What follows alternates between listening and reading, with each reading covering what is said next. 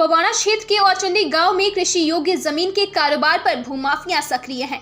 नियम कायदों को ताक पर रखकर कॉलोनी काटी जा रही है।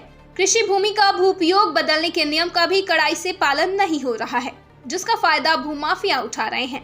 ये हम इसलिए कह रहे हैं क्योंकि एसडीएम प्रशासन के द्वारा कुछ समय पहले ही औचंडी गांव में पूरे लाव लश्कर के साथ जो तस्वीरें आप अपनी टीवी स्क्रीन पर देख रहे हैं, इस कृषि योग्य जमीन पर भूमाफियाओं के द्वारा काटी गई कॉलोनी के ऊपर डेमोलिशन किया गया था और उसके बाद भूमाफिया दोबारा से इस जमीन पर प्रशासन से सेटिंग कर दोबारा इस कृषि योग्य जमीन पर कॉलोनी काटने का काम शुरू कर दिया है।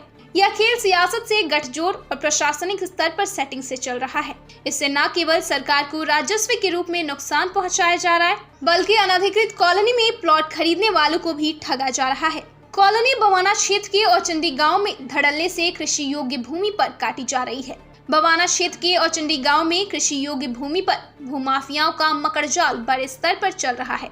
इस खेल में शामिल भूमाफिया द्वारा किसानों से कृषि भूमि को सस्ते दाम पर खरीदा जा रहा है। भूमि को कृषि उपयोगी दर्शाकर खरीदा जाता है, लेकिन फिर इसमें कॉलोनी काटनी शुरू कर दी जाती है, क्योंकि कृषि भूमि की रजिस्ट्री करने में स्टैंप शुल्क कम लगता है, जबकि आवासीय और व्यावसायिक उपयोग के लिए रजिस्ट्री कराने में 6 गुना तक ज्यादा स्टैंप शुल्क जमा करना पड़ता है।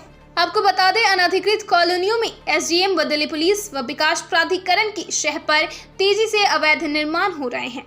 अवैध कॉलोनियों के मनमाने प्लान पर प्राधिकरण मुहर लगा रहा है। इसमें जमीन की जांच और निर्माण से आसपास के इलाकों में होने वाली समस्याओं का भी ध्यान नहीं रखा जा रहा है। दलालों की सक्रियता से ही मनमाने काम करवाए जा रहे हैं। जब भी पुलिस के पास अवैध निर्माण की शिकायतें आती हैं, पुलिस आईपीसी की धारा 188 व दिल्ली नगर निगम एक्ट की धारा 461 व 466 के तहत मामला दर्ज कर खानापूर्ति करती है। इन धाराओं में सजा का कोई ठोस प्रावधान नहीं है। दिखाने के लिए पुलिस व एसडीएम व निगम के अधिकारी मौके पर जाकर तोड़फोड़ व सील कर देते हैं, लेकिन उससे कोई फर्क नहीं पड़ता।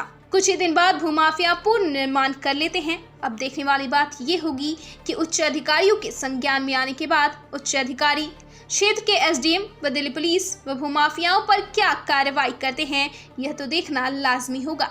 ब्यूरो रिपोर्ट, दिल्ली समाचार।